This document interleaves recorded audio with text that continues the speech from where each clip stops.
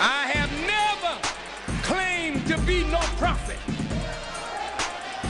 I'm just your brother. But I come in the line like those ancient worthies. I'm in the most powerful government that ever was in the last 6,000 years. I want you to listen well now. I have greater enemies against me and this movement than Moses had against him, than Jesus had against him, than Prophet Muhammad had against him. My enemies are greater than all their enemies combined.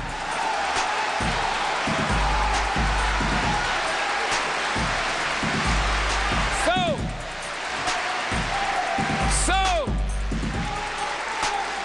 if I survive,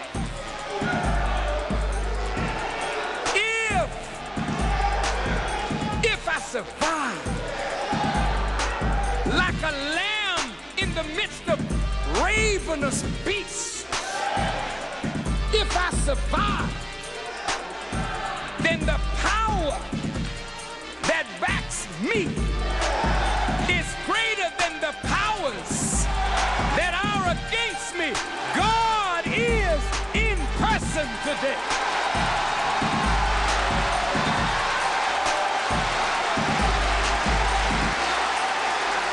Allahu Akbar.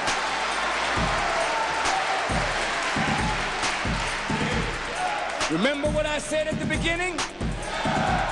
I talked about a problem no man could solve.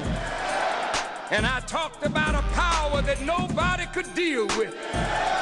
Where's the problem that no scientist can solve?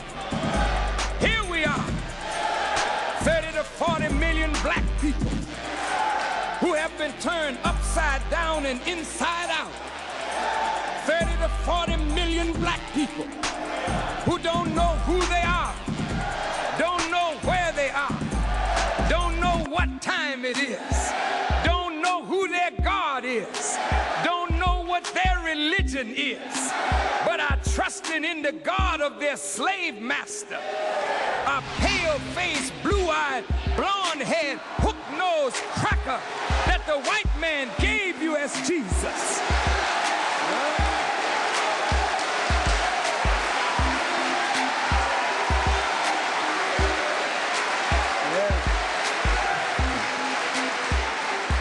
Jesus didn't look like the pictures they gave you.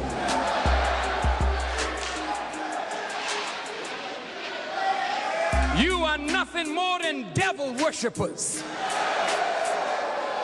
That's why you don't have any power in your religion against your enemy, because you are worshiping in the religion that your enemy gave you. Your enemy gave you Christianity. Your enemy gave you this religion, a slave-making religion. Have no power in it to free you.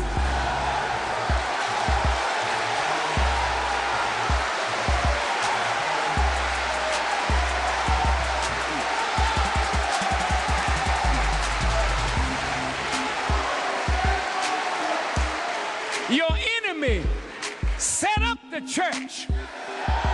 Peter didn't set it up. Paul didn't set it up. The white man set it up. Didn't he? He set up the black church because he didn't want you in the white church. He gave you the black preacher. He taught him theology and told him what to preach. That's why you have never been able to be freed by no preacher, because the preacher has always been the tool of the white man against you.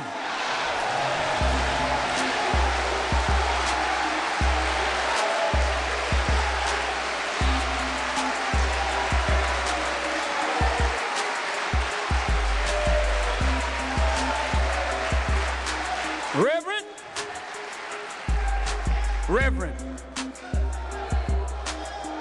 My dear Reverend,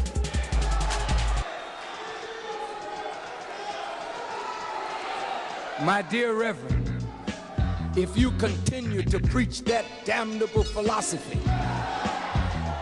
your congregation one day will rise up and kill you in the pulpit. Because your people are rising today. And you can't preach no ethereal nothing they're gonna get in the sky while they help to build a kingdom for the white man on earth. If you don't represent the kingdom of God on earth, you better find yourself some good preaching to give your people, because they're waking up fast nowadays. I'm not saying that many black preachers are not sincere, but being sincere wrong is to be dead right. You get no high mark for being sincere. You get a high mark for being right. And ain't no white man gonna give you no theology and make you right for your people. Do you hear me? You can take it or let it alone. Bring me your degreed Negroes. Show me what they have done for black people.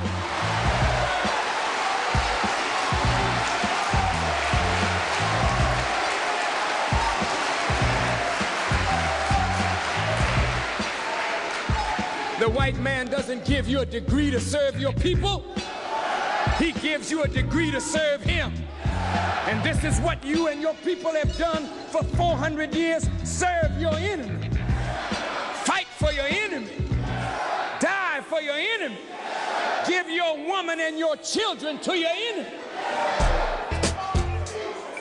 You come here today with your white wives and your white husbands and your white boyfriends. You got a hell of a nerve. After all the hell that your people have caught for 400 years, you bring the daughter of your slave master's children home and think we should accept her?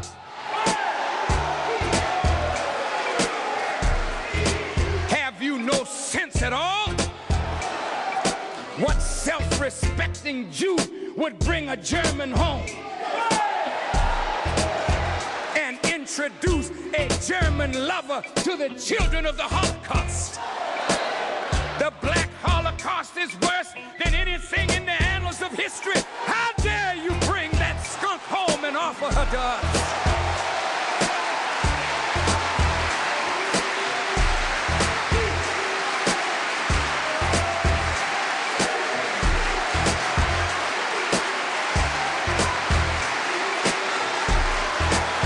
We want you back, black woman. We want you back, black woman. You are our woman and we are your man. God gave you to us and God gave us to you. We are a sorry lot, but today God is in person. God is going to make a difference today.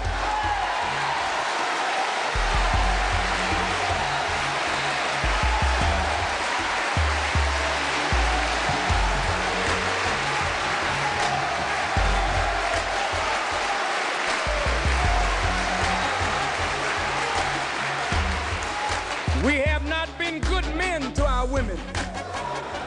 We have not been good providers for our women. We have not been good maintainers of our women. We have abused our women and our girls. We have low-rated them. We have disgraced them. But God is in person today. And just like it was in the beginning, God said, let us make a man. He didn't say, let us make a Negro, let us make a nigger, let us make a colored boy. Let us make a man. And when God makes a man, and when God crawls up inside of what he made, that when that man speaks, God speaks. When that man walks, God walks. When that man acts, God acts. That's the man that you can fall in love with. because you are the woman of God and you never have been the woman of man.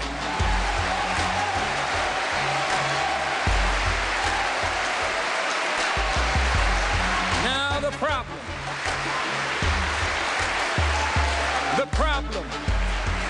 40 million black people yearning to breathe free.